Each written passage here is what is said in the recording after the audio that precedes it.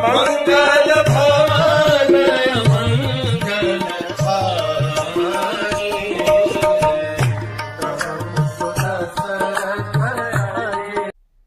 अरे हमने देखा किस प्रकार से हनुमान जी सारे निराश बंदरों को लेकर के कथा बताने लगे प्रभु राम।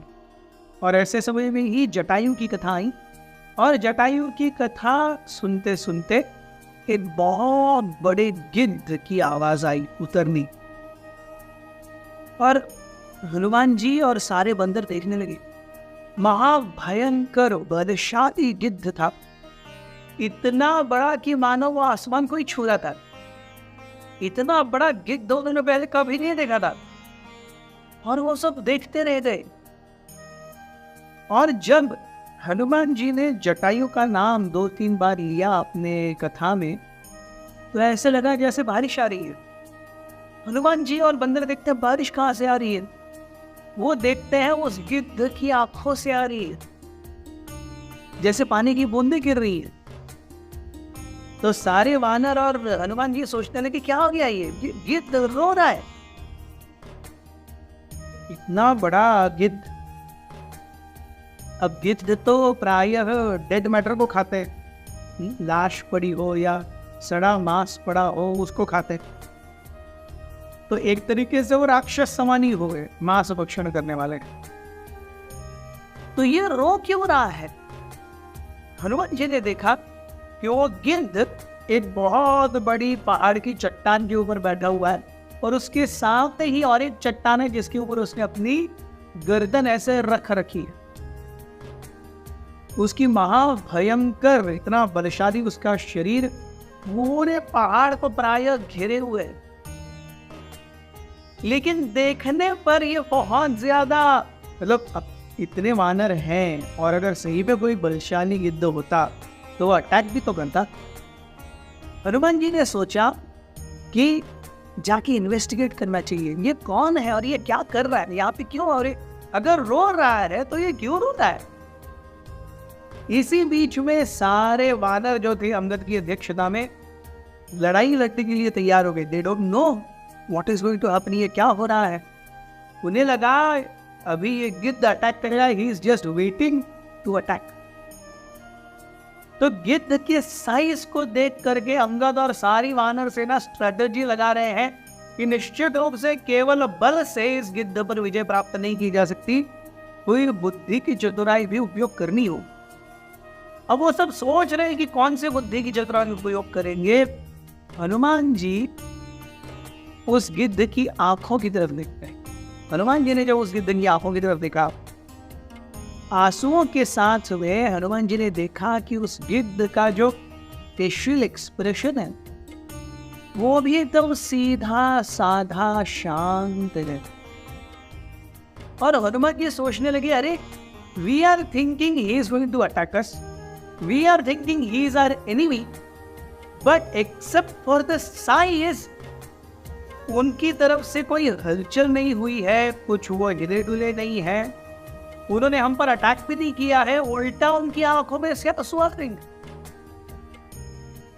और हनुमान जी अब तक चढ़ते चढ़ते चढ़ते चढ़ते हनुमान जी काफी ऊपर पहुंच गए थे पहाड़ के, and he could have a clear side of that vulture from front.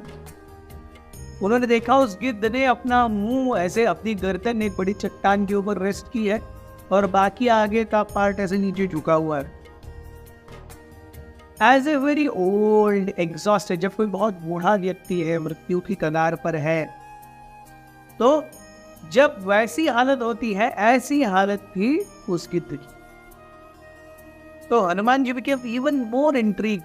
वो पास गए और उन्होंने कहा, आप कौन हैं और क्या हम आपकी मदद कर सकते हैं? तो उस गिद्ध ने ऊपर देखा, उन्होंने हनुमान जी को देखा, उन्होंने कहा कि आप अभी राम की कथा बता रहे थे, हाँ, उसमें आपने जटायु का नाम लिया? हनुमान जी बोले हाँ।